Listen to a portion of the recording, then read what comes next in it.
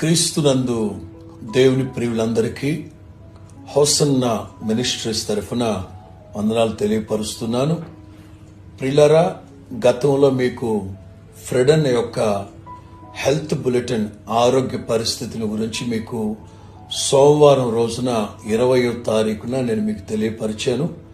దేవుని మహాకృపను బట్టి సంపూర్ణ రాత్రి ఉపవాస ప్రార్థనలు మీరు చేసిన ప్రార్థనలు, నిన్నటి రోజున బుధవారం రోజున మినిస్ట్రీ అలాగే అభిమానులు ప్రేమించిన వారందరూ చేసిన ప్రార్థన ఆలకించిన ప్రభు ఫ్రెడన్కి ప్రస్తుతం మంచి ఆరోగ్యం ఇచ్చారు.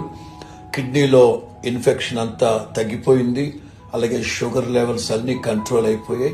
దేవుని మహాకృపను బట్టి ఇవాళ సాయంత్రం కాస్త ఫ్రీగా సమయం ఇచ్చారు.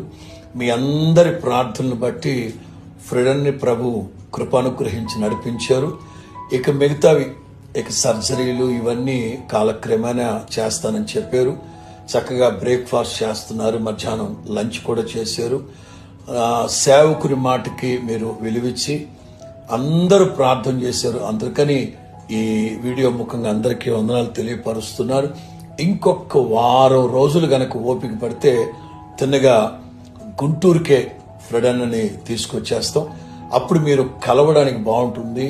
కొంతమంది మాత్రం చెప్పినా వినకుండా ఈ హాస్పిటల్ దగ్గరకు వచ్చి కాస్త ఇబ్బంది పెడుతున్నారు. అందుకనే హాస్పిటల్ యాజమాన్యాన్ని రిక్వెస్ట్ చేసి ఒక 2 నిమిషాలు అనుమతి అడిగి, ఇదిగో ఇక్కడి నుంచి ఈ వీడియో చేయక తప్పట్లేదు, నేను కాదు ఫ్రెడన్తో చెప్పిస్తేనే బాగుంటుందని యాజమాన్యాన్ని అనుమతి అడిగాం.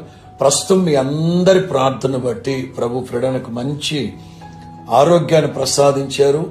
ఆ ప్రమాదంలో నుంచి, ఆ ప్రమాదపు అంచుల్లో నుంచి కూడా ప్రభు లేవనెత్తాడని చెప్పడంలో ఏ సందేహం లేదు. ఎందుకంటే మీ అందరి ప్రార్థన అంతటి శక్తి కలిగింది, ప్రభావం కలుగు చేస్తుందని తెలుసు. ఇక మీదట కూడా అన్న గొప్ప సాక్షిగా నిలవబడేంత వరకు మీరు ఆ ప్రార్థనను కొనసాగించండి. దయచేసి హైదరాబాద్కి అన్నం చూడడానికి ఎవ్వరూ రావద్దు.